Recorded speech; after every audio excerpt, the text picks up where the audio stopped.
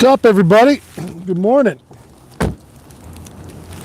We're doing something a little bit different today. I'm going to turn you around so you're not staring at my face here pretty quick. And we're going to do some fishing. I've already been doing some fishing, but I'm going to take you guys with me here shortly, as soon as I get everything squared away.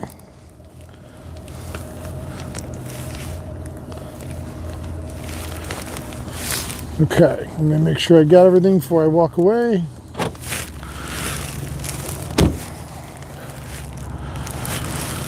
All right.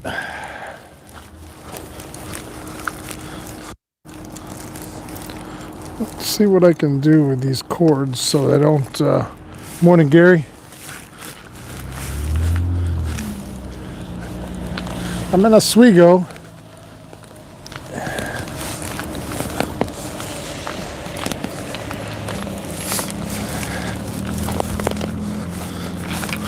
We're going to walk up the wall here. We're going to do a little plug fishing. I've made 2 runs already, 2 passes. I haven't done anything. But we're going to go back up and make a good long third, and we can walk the wall together. Now I'm behind the camera, so hopefully, let's see, can everybody hear me? Morning, Eric. Morning, Jim. I'm gonna try to go back and forth. This is the first time I've used my chest mount to mount my phone. We'll see how it works.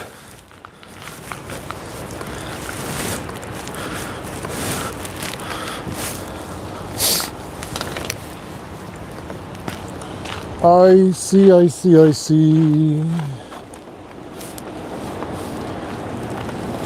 All right, well, we're going to go up a little farther. The other morning, Saturday morning, up here with John. You know, it's funny what reminds you of certain things, you know, and catching a brown trout and a steelhead up here the other day was so much fun. John and I were talking last night, and we're going to try and figure out a time we can do this again very soon before... Because depending on the weather, I mean, Oswego Harbor will freeze up. Not uncommon. You know, we used to be fighting ice during late duck season up here. So it's not terribly uncommon to have things ice up in the harbor. But they're running water. Now, how long will they be running water? Well, eventually it's got to stop, because it's wintertime and we don't have rain, and this water is coming from Oneida Lake, Seneca Lake. But eventually they will stop draining them, and this will slow down and freeze, and that'll be that. You'll be able to fish the upper river in spots off the wall. Salmon River is about the only game in town really for open water during the dead of the winter. And even that gets shore ice quite often. And another thing too up here today is, if I do hit a fish, I have no Oswego net with me. I have no I got a wing and a prayer, baby. I have no idea what I'll do with it or how I'll get it in, but we're going to cross that bridge when we get to it. I'm going to go up a little bit farther here, and I'm going to show you guys what I'm doing off the wall today. It's the first time I've ever done it. I've seen it done many times, and all right, so this will give me enough time to walk everything back down.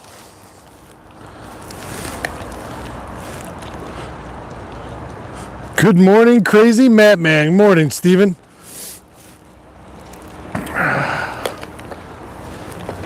Jim Hagler got the new sticker yesterday. Thank you. Thank you. Merlin, good morning. Yes, can hear you. All right, good. Good. My mic system seems to be working pretty well. Okay, so let me walk you guys through what I'm about to do here.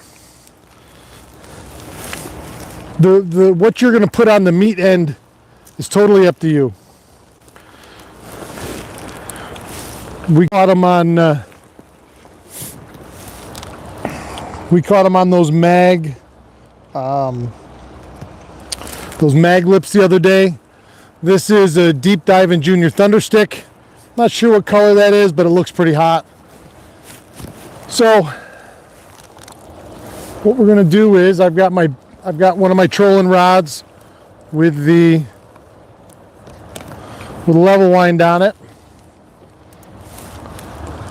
I'm gonna reset my counter. I'm gonna put out 25 feet of line.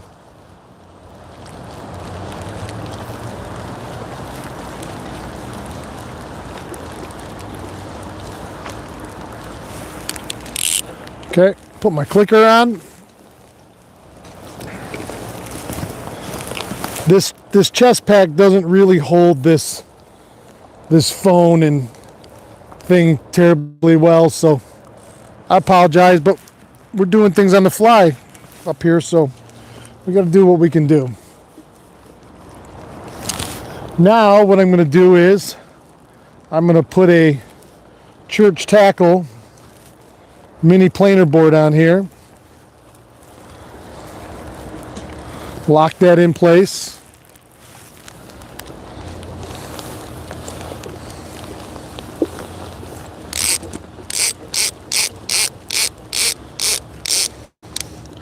And now, just like we're in the boat moving, we're using the current.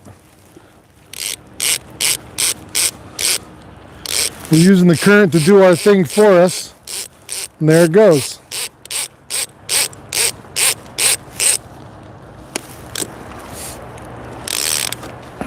Now, in this heavy current, I found that these things really like to bounce around. I probably could use a yellow bird in here, or I could probably go get a Lure Jensen side drifter. See this, in this heavy current, she don't like to run right. Try to get my rod angle right. See, it just wants to. Now down below it didn't do that bad, but the current wasn't nearly as strong. This is just spinning now. It didn't do this before.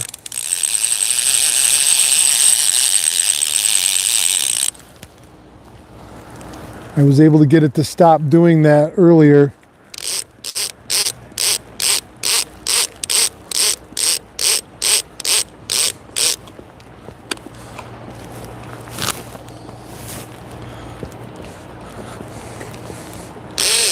That's frustrating.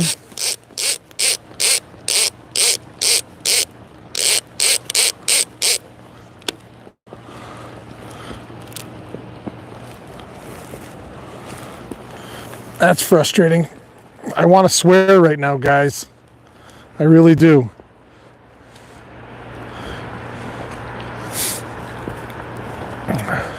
So now I'm walking slowly. If I get the right speed, it stays in the water. I'm assuming that's just because the current is too heavy up here. It's a little calmer down below. But this is no different than if I was back rowing my drift boat. Come on now, stop it. Ah, oh, damn it.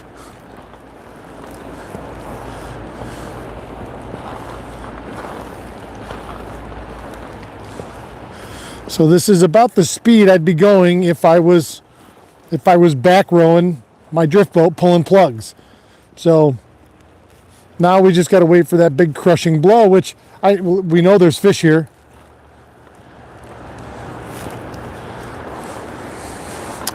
Oh man, this is really, that didn't do this on my first pass down below. It did.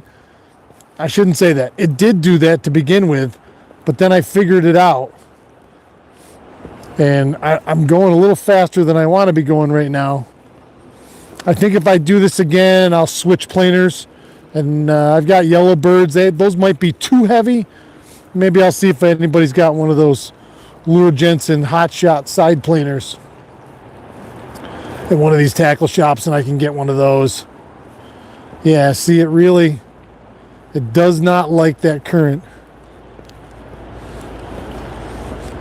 And I've never hit a fish like this before, so it's going to be interesting. You know, I got the rod in my hand, so I'm the rod holder.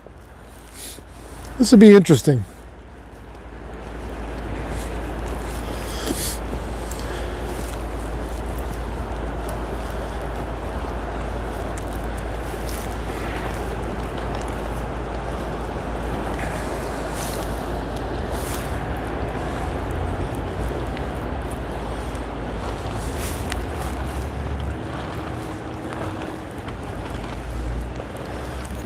See, boy, it just doesn't like to. I'm assuming it's that. It's got to be the current. I mean, although it's weird because if I was pulling this in a boat, of course it's flat water. If I was pulling it in a boat, which I have done, they run pretty nice for a very small planer board. You know, maybe I could add a little weight to the ass end of it to get it to dig in and act like a keel. I don't know.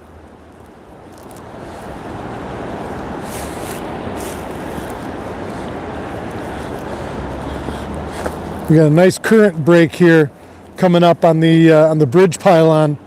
So we're going to see what happens. I'm going to see if I can get it over and along that bridge pylon here. All the while preparing myself for the giant smackdown. But I'm just walking down the wall real slow, trying to keep that planer board in the water. My lure's 20 feet behind it. Should be digging plenty of that deep thunderstick. It's only, it's 3 to 6 feet on this side. I'm on the west side right now of the Oswego River, right in Oswego, and this is the old original riverbed. It's not dredged over here, so it's not terribly deep. And these trout will absolutely move for a plug. Yes, you want to put it down in their face, but they will move and kill a plug. Absolutely. It's doing it again. I can't get it to stop.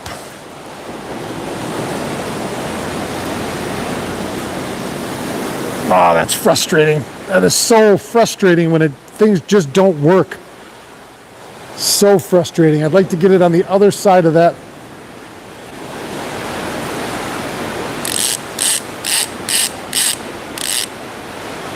There we go, there we go. I'm right over in that seam. Boy, that seems like where something would be sitting.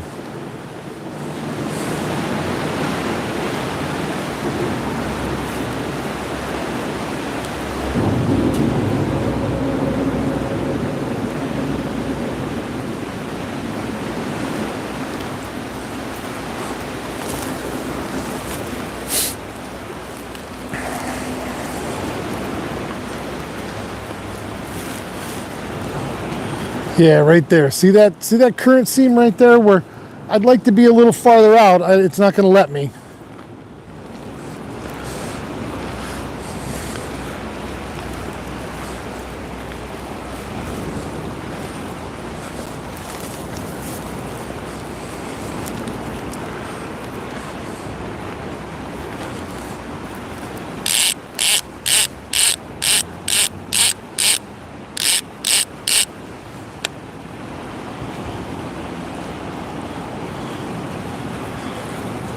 Well, it's slowed down a little bit, so it's letting me hold it and work it a little bit longer.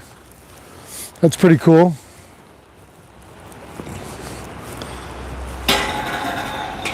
Bong. Come on, one big fat rip. Let's go. Let's go. Let's get a bite live here on camera again.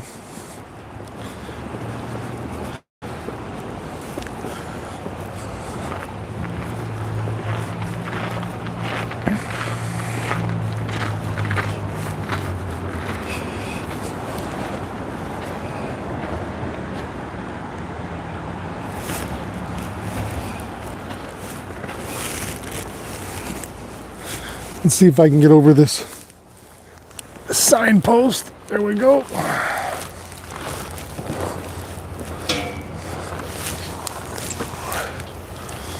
I'm going to stand here for 1 minute.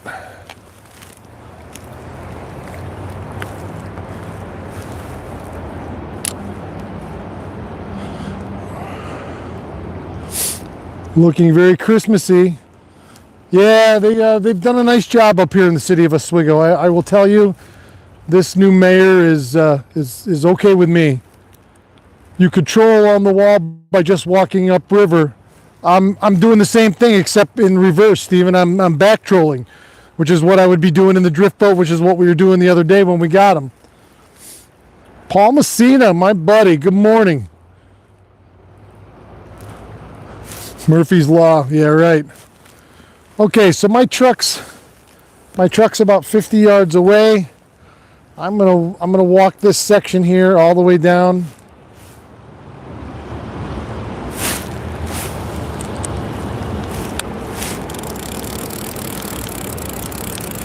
Actually, I'm gonna check my lure just to make sure everything's copacetic before I hit this next stretch.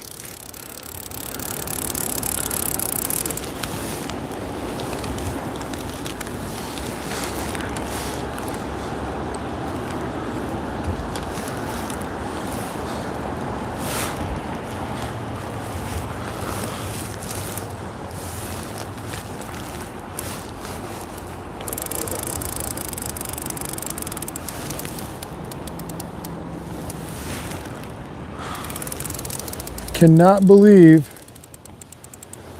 nothing has eaten that thing yet. All right, let's put it right back out. I'll tell you, whoever's up here hunting, up in the turnaround basin, duck hunting up here, they're wearing them out. They've been shooting all morning long over there. I know they kill a lot of mallards over there. I haven't heard anybody out on the other side of the walls, oddly enough.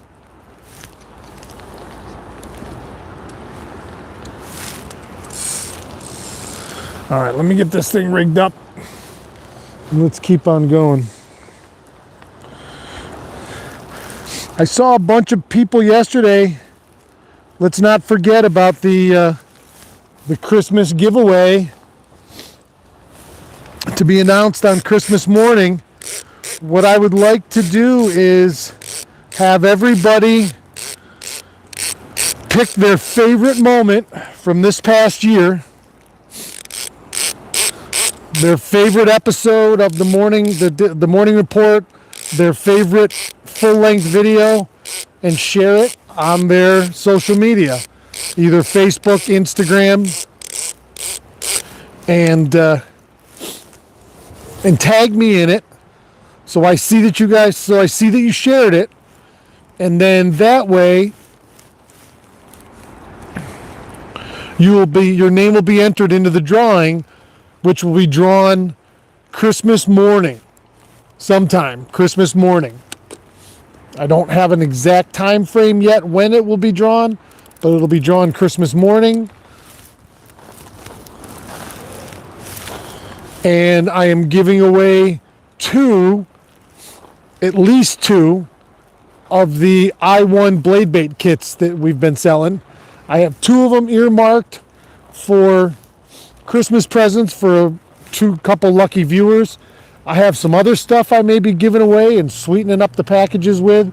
So make sure everybody, goes out, shares their favorite video moment from this past season, from 2022. And I was thinking last night, if somebody wanted to film a 30-second, what I liked most this year, or something like that, and you want to post it to the Awakening Angler page, hey, you can enter your name that way too. I'd love to see those kind of testimonials. That would be wonderful. So if you guys would rather just take your cell phone and film a quick 30-second, this was my favorite thing, or this is what I learned this year watching the videos, I think that would be awesome too.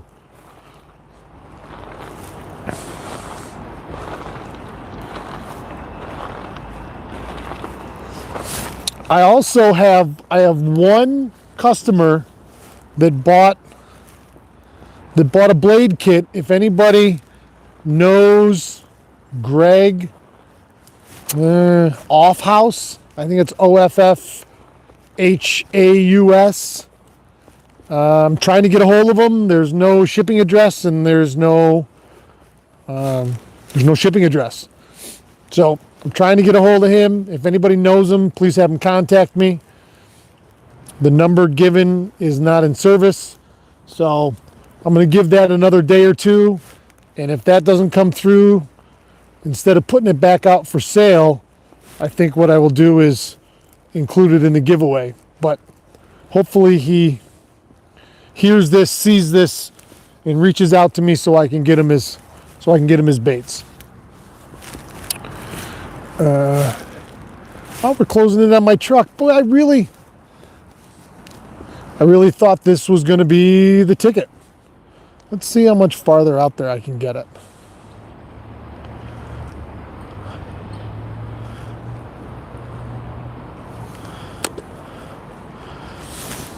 Once again today, current is perfect in the river.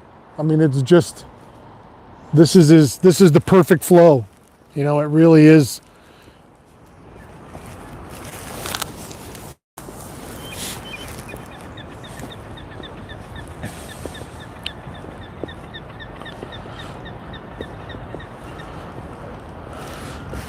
I'm dying to see one just peg it. Just peg it. See what happens. You never know what you're going to catch over here in Oswego. Every time that rod bends, you could have a brown trout, steelhead, lake trout, either king or coho salmon. You could have a walleye, you could have a bass. I've seen big northerns in here. I've seen giant gar pike in here.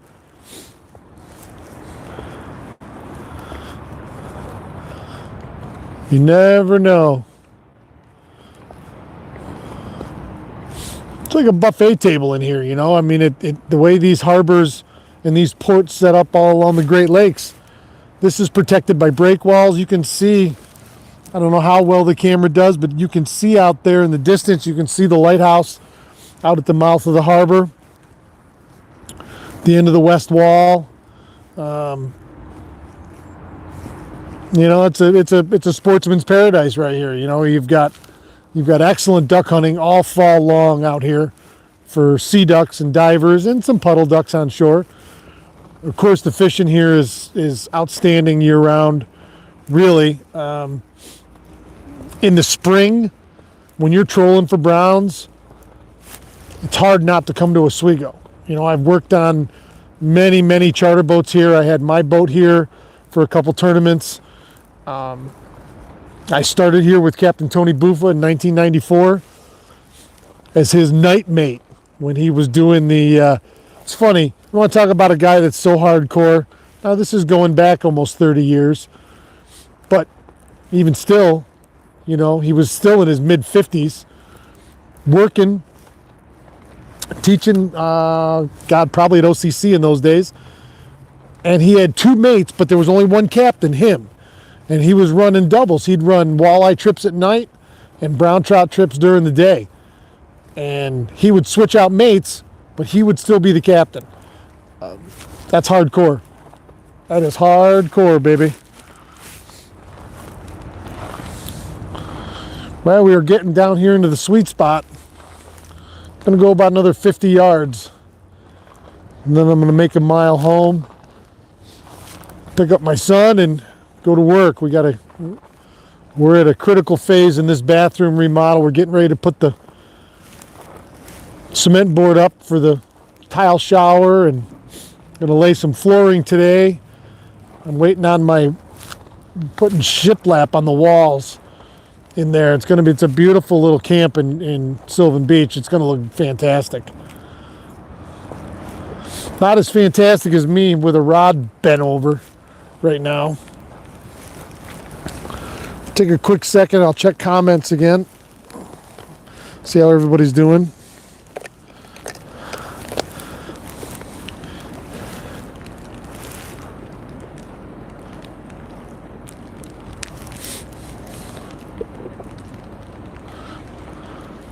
Just Paul, good morning.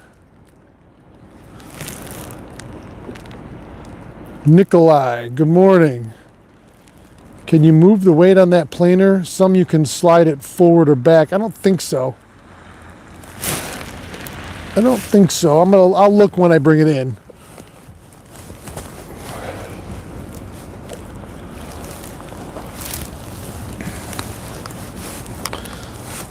Oh, all right. Here's one other thing, guys. Let me know in the comments below, please, if anyone is still interested. We sold out on all the blade bait kits. Is anybody still interested in blade bait kits? Let me know. Answer yes in the comments below. I got some plans in the works for an end of the season show sometime next week that I'm working on diligently.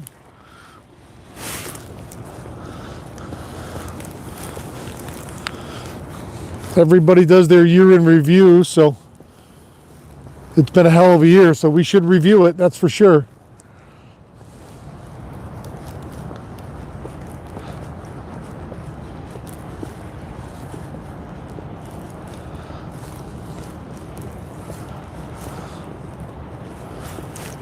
I'm going to go to the free Wi-Fi sign.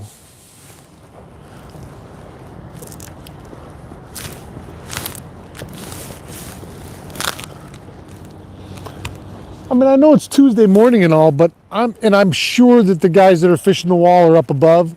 I'm surprised there's nobody down here fishing. I love the harbor.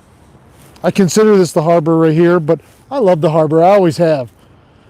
I've been fishing this for fun and professionally for, God, 40 years. Maybe not quite 40, 35.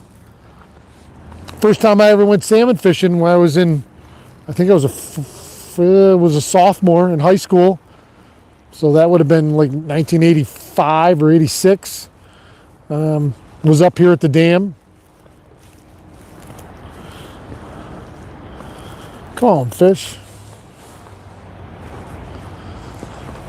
They're not having it today, boys. They are not having it today.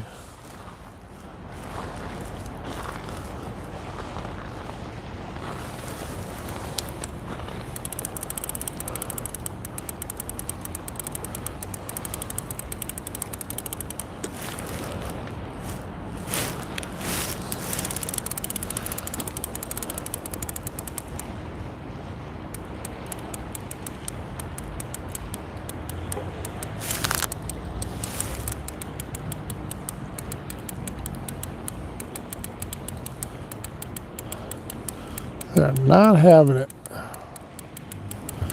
It's fun to have a trolling rod in my hand. I have done very, very little trolling this past season, which is unusual for me because I typically do quite a bit of it. I enjoy to troll. I've spent a lot of my career trolling.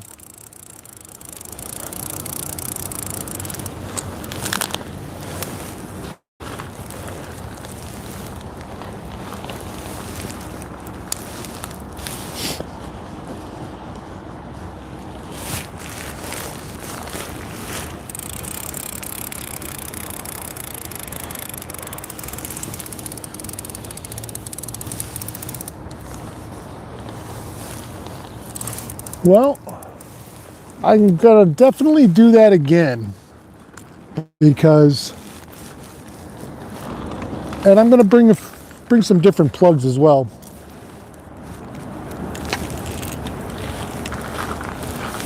Because that was a lot of fun.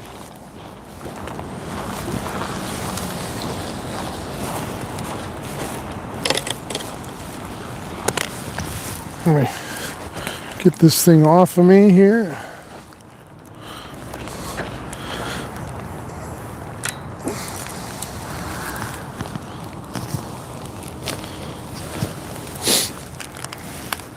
All right.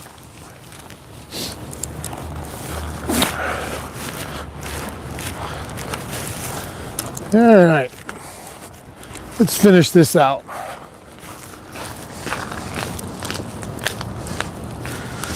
I covered the boat last night. It's still in the water. It's still at the dock.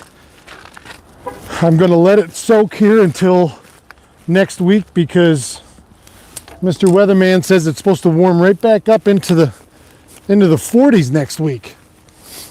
So I'm all about that.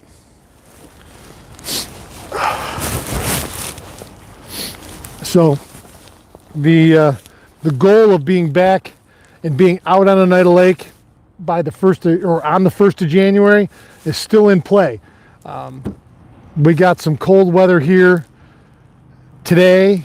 It's supposed to be almost 50 by Friday. Then it's 20 on Saturday and Sunday. And then Monday's supposed to be in the 30s, and by Tuesday it's supposed to be back in the 40s to upper 40s by the end of next week. So listen, I'm down for a couple more jig bites out there with walleyes and smallmouth, big time. Let's do one last comment check.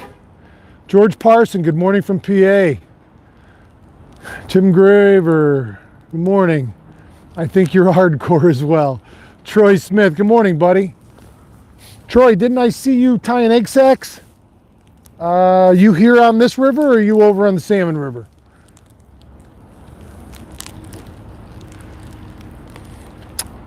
Bouncing isn't a bad thing, is it? It wasn't a bad thing necessarily, Stephen. It's just, it was bugging me. You know, I like things to work. I like things to work the way they're supposed to work.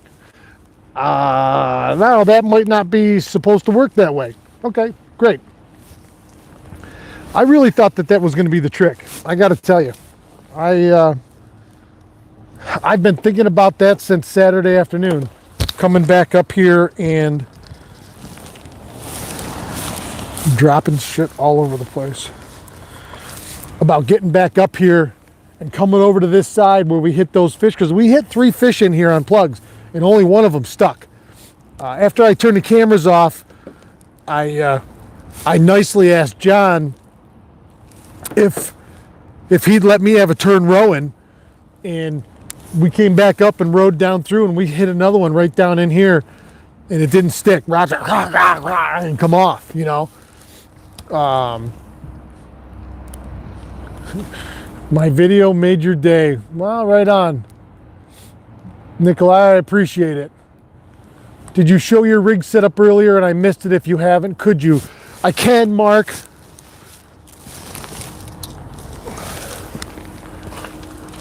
I can. So this is a pretty standard for me. This is just a pretty standard trolling setup. I'm running mainline braid down to a bead above a barrel swivel, and then my leader. So I'm running, so this is an 8.5 foot, this particular setup is an 8.5 foot trolling rod with a line counter on it.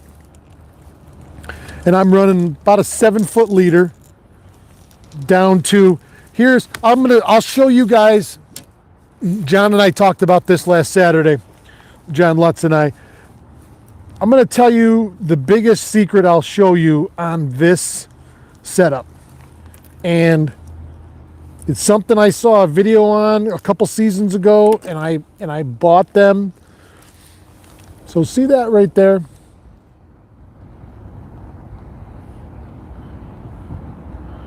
Hard to get it to focus. There you go. See that right there?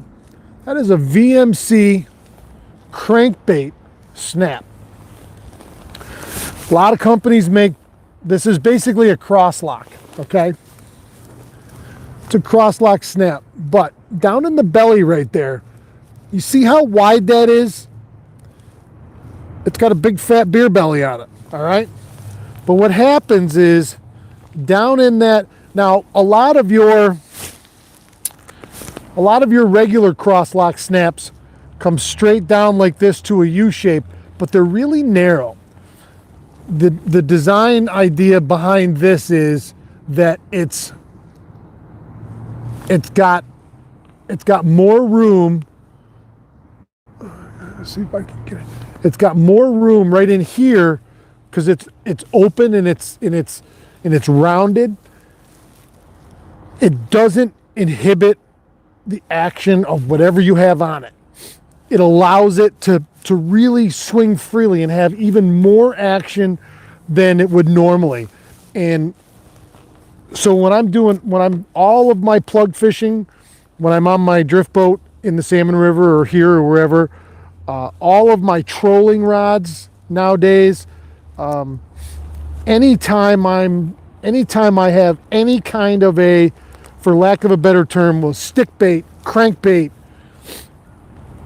anything like that. Matter of fact, I've even there are times where I'll run a snap in front of my swim baits, and I use those.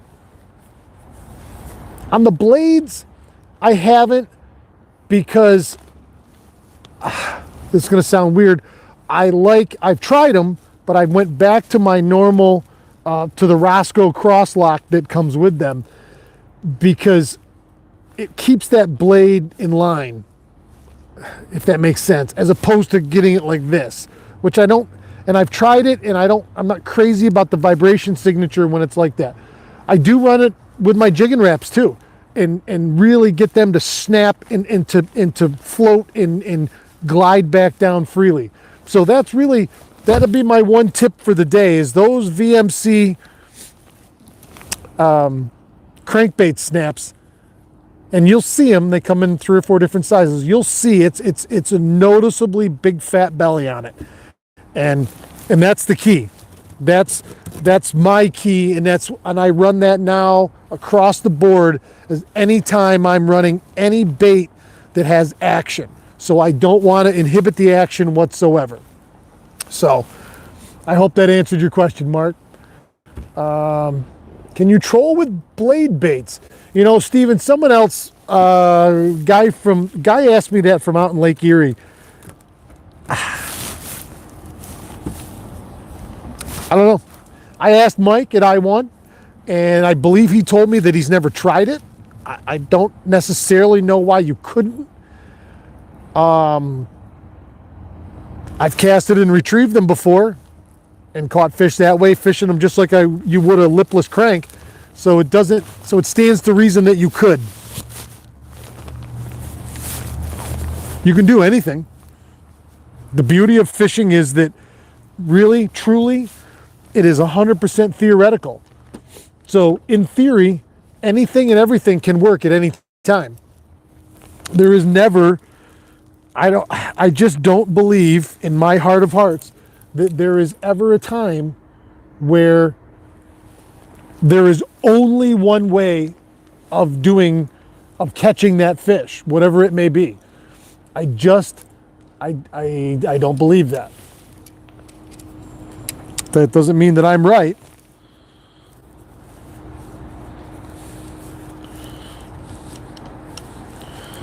But I don't believe that that's the case. So with that being said, what does that mean? That means to me that try it. Why not? I mean, the fish eat them when you cast them and retrieve them, or cast them and jig them, and they're coming for that incredible vibration. So trolled, I don't know, why not?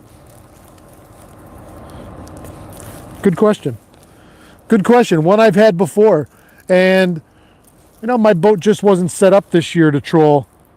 The new boat next year will be, and we're going to give it a shot. Why not?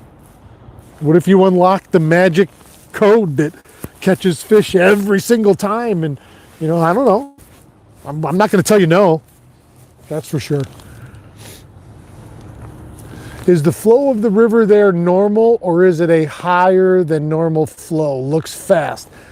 It is, and I don't know what the CFS is, and you can get the report just like you can get the water flow on the Salmon River. You can get it for the Oswego, the Black, I'm assuming out west, the Jenny, the Niagara.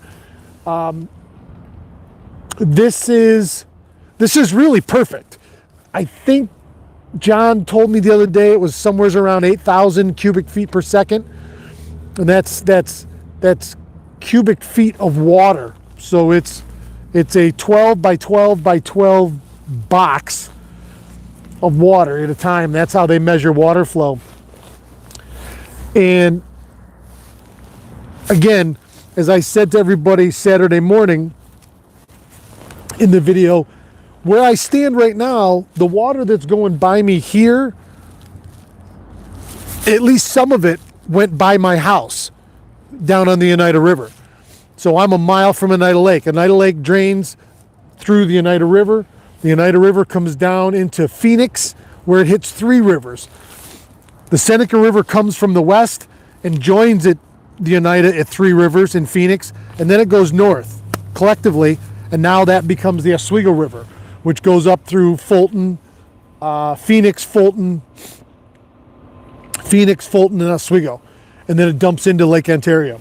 So this is perfect. You could fish this river top to bottom and anywhere in between, and boy, there could be fish in all of it. You know, we hit one up above the 104 bridge the other day, Saturday morning. We hit a couple up there with the center pins in a float, fishing beads and jigs. We had two fish on and landed one up there. And we came down here and we put the plugs out. We didn't even cast down here. We could have. We put the plugs out and we hit three down here and got one.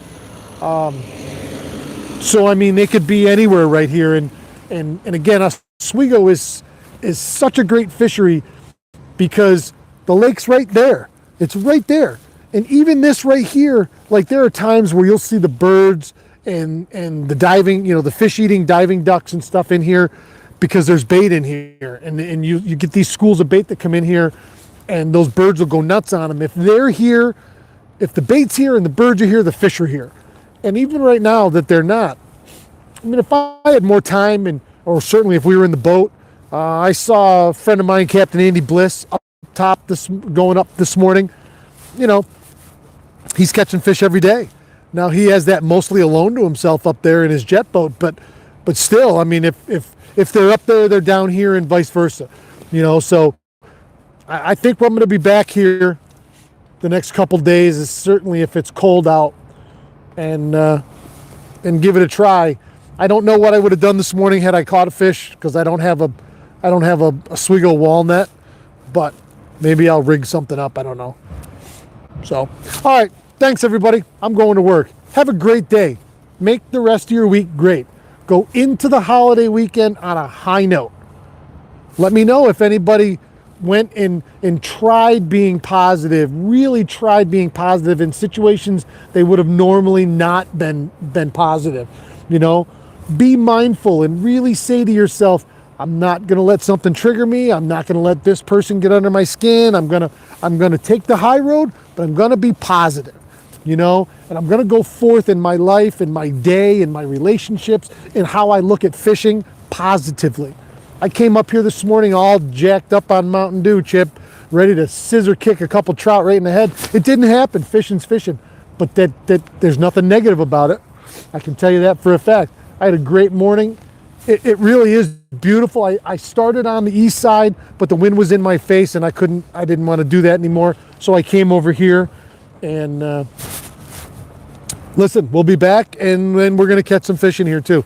So it's just a matter of time. So thanks, everybody. Have a great day. I love you guys, man. I'm with you. You need me, I'm there. I need you, you guys are there. So have a great day. Keep your tip up. What's up, Scott G?